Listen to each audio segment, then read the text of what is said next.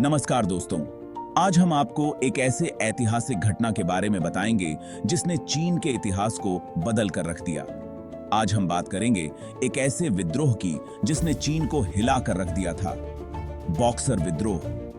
यह विद्रोह चीन के इतिहास में एक महत्वपूर्ण मोड़ साबित हुआ।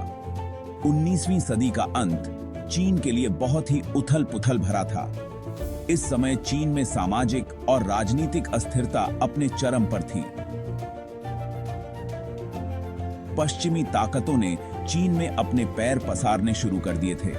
यूरोपीय शक्तियों का प्रभाव बढ़ता जा रहा था और चीनी समाज में असंतोष फैल रहा था। ईसाई धर्म का प्रचार जोरों पर था।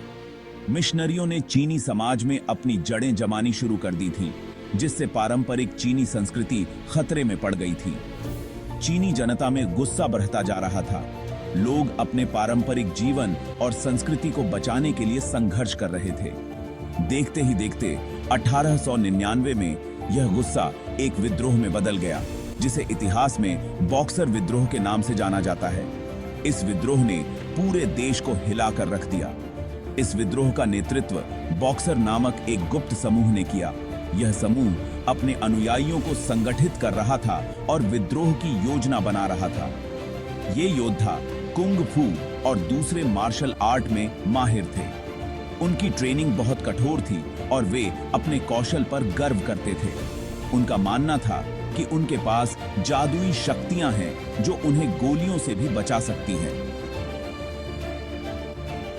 इस विश्वास ने उन्हें और भी साहसी और निडर बना दिया था। शुरुआत में बॉक्सर विद्रोहियों ने ईसाई मिशनरियों और चीनी ईसाइयों पर हमला किया। यह हमले बहुत ही हिंसक और अचानक थे, जिससे स्थानीय लोग भयभीत हो गए। देखते ही देखते यह विद्रोह पूरे उत्तरी चीन में फैल गया। विद्रोह की आग इतनी तेजी से फैली कि कई गांव और शहर इसकी चपेट में आ गए। हजारों लोग इसमें शामिल हो गए। हर तरफ से लोग इस आंदोलन में जुड़ने लगे, जिससे विद्रोह की ताकत और बढ़ गई। विद्रोहियों ने विदेशी दूतावासों पर हमला कर दिया।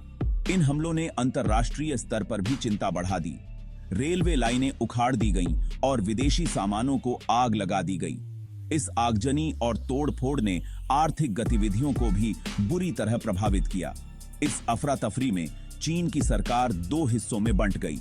सरकार के भीतर गहरे मतभेद उभर कर सामने आए। एक पक्ष विद्रोहियों का साथ दे रहा था तो दूसरा पक्ष विदेशी ताकतों के साथ था। इस विभाजन ने स्थिति को और भी जटिल बना दिया। इस स्थिति ने चीन में गृह युद्ध जैसा माहौल पैदा कर दिया। हर तरफ संघर्ष और लड़ाई का माहौल बन गया, जिससे आम जनता को भारी नुकसान हुआ। बॉक्सर विद्रोह ने पूरी दुनिया का ध्यान अपनी ओर खींचा। इस विद्रोह ने न केवल चीन में बल्कि अंतर्राष्ट्रीय स्तर पर भी हलचल मचा दी। विदेशी ताकतें, जिनमें ब्रिटेन, फ्रांस, जर्मनी, रूस, जापान और अमेरिका शामिल थीं, ने दखल देने का फैसला किया। इन देशों ने अपने अपने हितों की रक्षा के लिए एकजुट होकर कदम उठाया। उन्होंने मिलकर एक सेना बनाई और चीन पर हमला कर दिया। यह सेना विभिन्न देशों के सैनिकों से मिलकर बनी थी, जो एक ही उद्देश्य के लिए लड़ रहे थे। यह लड़ाई, जिसे 8 देशों के गठबंधन का युद्ध भी कहा जाता है, चीन के लिए एक और मुसीबत थी। इस युद्ध ने चीन की स्थिति को और भी जटिल बना दिया। विदेशी सेनाओं के पास अच्छे हथियार थे और उन्होंने बड़ी बेरहमी से विद्रोह को कुचल दिया। उनके अत्याधुनिक हथियारों के सामने विद्रोहियों की एक न चली। बीजिंग पर कब्जा कर लिया गया और चीनी राजा को भागना पड़ा। इस कब्जे ने चीन के शाही परिवार को भी अस्थिर कर दिया। 1901 में चीन को विदेशी ताकतों के सामने हार माननी पड़ी।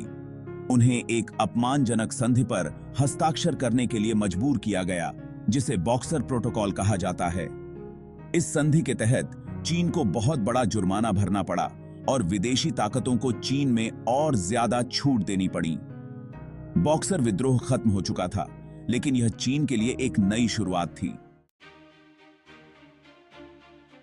बॉक्सर विद्रोह ने चीन की कमजोरी और पश्चिमी साम्राज्यवाद की क्रूरता को सबके सामने ला दिया। इसने चीनी जनता, खासकर युवाओं में देशभक्ति की भावना को जगाया।